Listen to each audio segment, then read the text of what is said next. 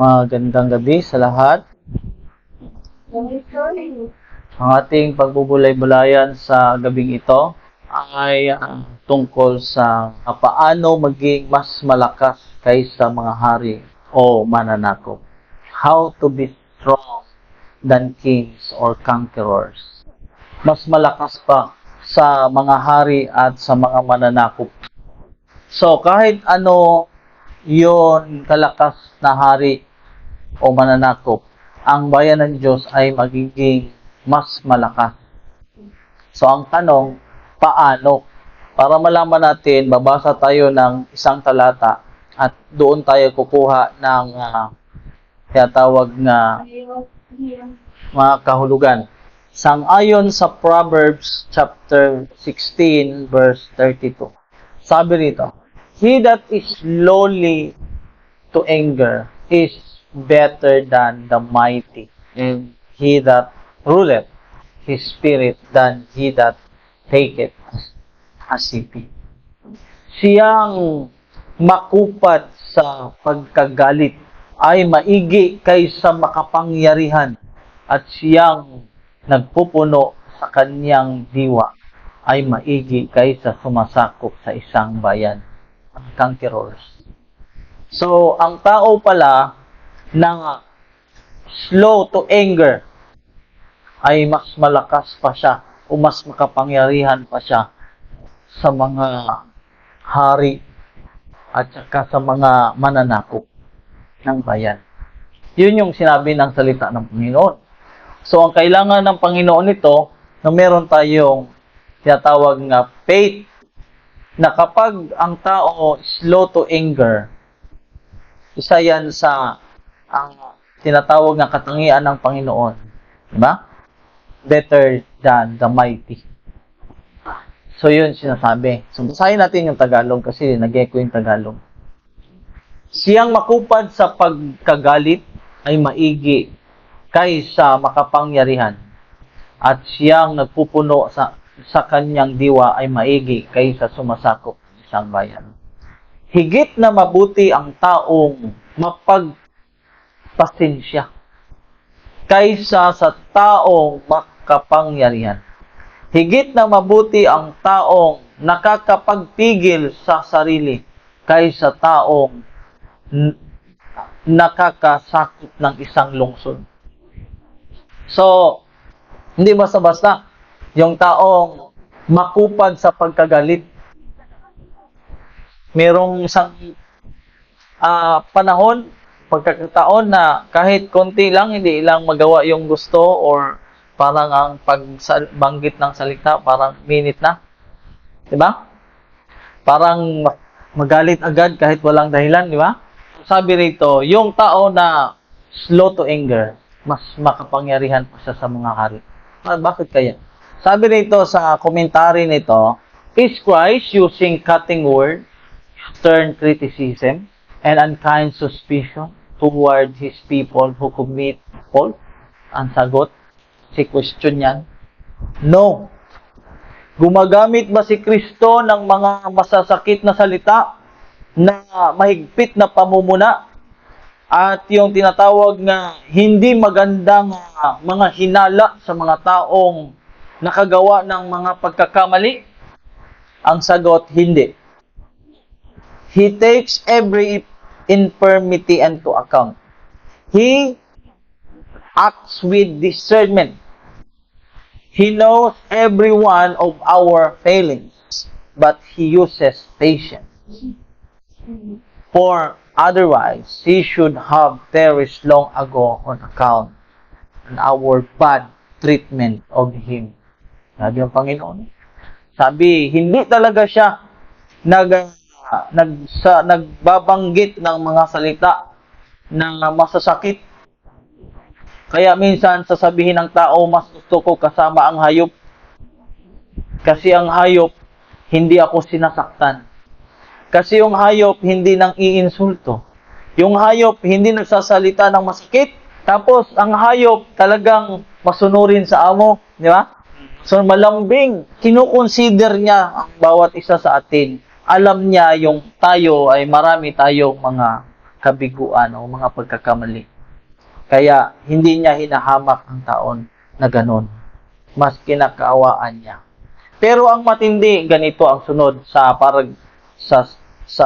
paragraph 7 pa din. Sabi rito, the greatest insult we can inflict upon him is to pretend to be his disciple while manifesting the spirit of Satan in our words, our dispositions, and our actions. It does not behove those from whom Jesus has so much to bear in their failings and perversity to be ever mindful of slight and real or imaginary offense. And yet, there are those who are ever suspecting the motives of others about them. So, isa sa malaking insulto na maaari nating gawin sa Panginoon ay nagpapanggap tayo na kanyang mga disipulo habang ipinapakita natin ang espiritu ni Satan sa ating mga salita, sa ating mga disposisyon o sa ating mga kilos. Yun sinasabi dyan. At ang sabi dyan, na and yet there are those who are ever suspecting. Lagi siyang naghihinala sa mga motibo o sa mga bakit kaya ganun itong tao na to nang tungkol sa iba. Sinong tao ba? Nala siya, lagi siyang mahinala. Ano kayang ginawa nitong mga tao na to? Bakit kaya ito? So may ganon, mga kapatid. Alam nyo kung ano yun na espiritu? Sabi dito, all this is Satan's work in the human heart. Gawain nyo ni Satanas sa puso ng tao. The heart filled with that love, which thinketh no evil, will not be on the watch to notice discourtesies. Yung bang salitang mga walang kagalang, hindi kagalang-galang na salita, and grievances of which he may be the object. The will of God is that His love shall close the eyes and ears and the heart to all such provocations and all the suggestions that with Satan would fill them. Pag ang kalooban ng Diyos sa kanyang pag-ibig ay nagsasara, shall close the eyes, the ears, and the heart sa lahat ng mga suggestion o pag-uudyok na ginagawa ni Satan. Pikit na lang natin siguro yung mata natin para hindi tayo makakita. Hindi tayo maudyukan ni Satan na mag-isip tayo or makinig tayo ng mga ganon. So, hindi naman sinasabi dyan na magbulag-bulagan ka. Pero kung yun ang dahilan na makagawa ka o makapasok si Satan doon sa iyong mind, mas maigi pa na ipanalangin na lang natin siya. Di ba? Kung pwede, wag mo na lang pakinggan. Di ba? Wag mo na lang tingnan. Kasi yun ay gawain niya. Mag-suggest siya ng mga bagay sa ating isip, ating nakita. Sabi nito, there is a noble majesty in the silence of the one opposed to evil surmising or outrage. To be master of one's spirit is to be stronger than kings or conquerors. Christian leads one to think of Christ.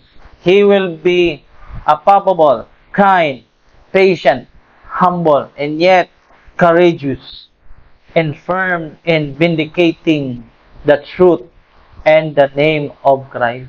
Sabi rito, ang isang Kristiyano ay umaakay siya sa isa sa pag-iisip kang Kristo.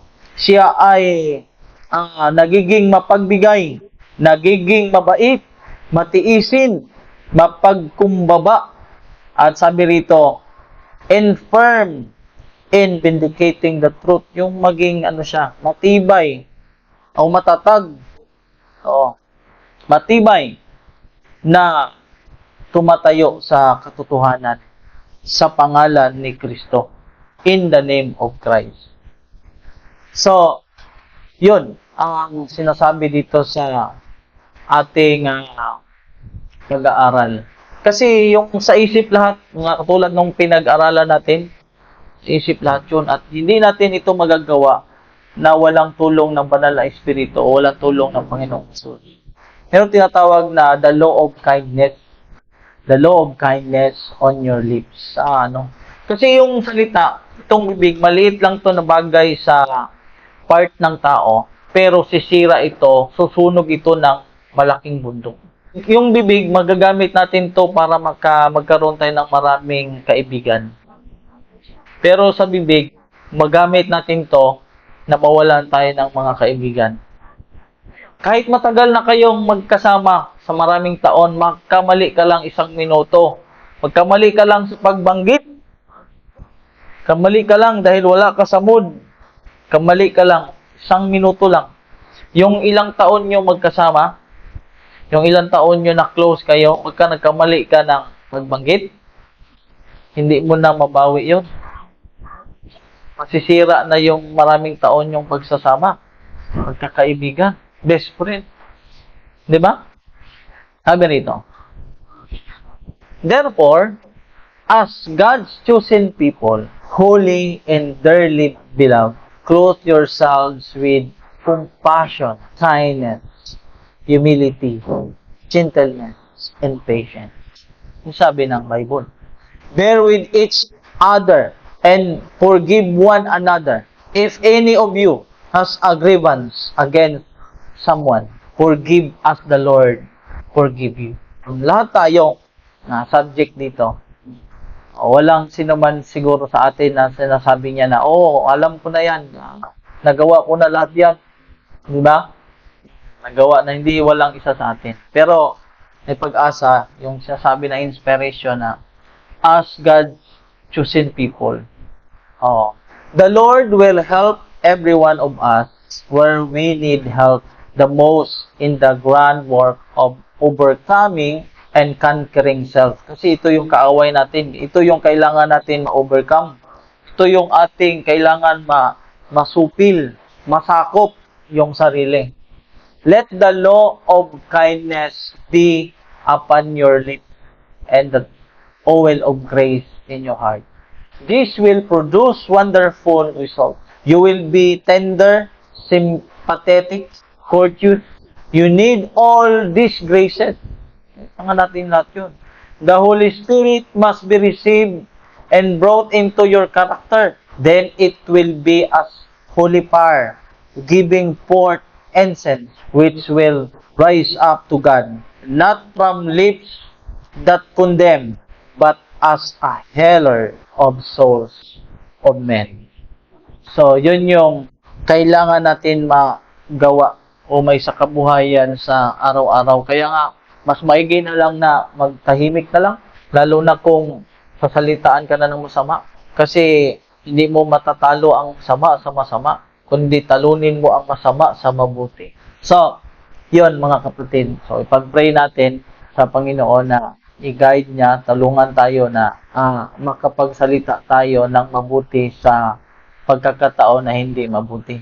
Kamo daw mapakita yung mabuti pag hindi mabuti yung ating ipanalangin sa Panginoon na ma-develop yung karakter natin. Kasi develop kasi wala talagang mabait sa atin dito. Wala, no? Nag-aaral pa tayo maging mabait. Kaya nagiging mabait tayo pagka willing tayo na sumunod. Sabi rito, love, kindness. Your words have power. Use them to heal, encourage. A kind word can change someone's world. So, makapangyarihan yung salita. Pero pag ginamit mo yung salita na hindi sa Panginoon, mas makapangyarihan na makasira yon.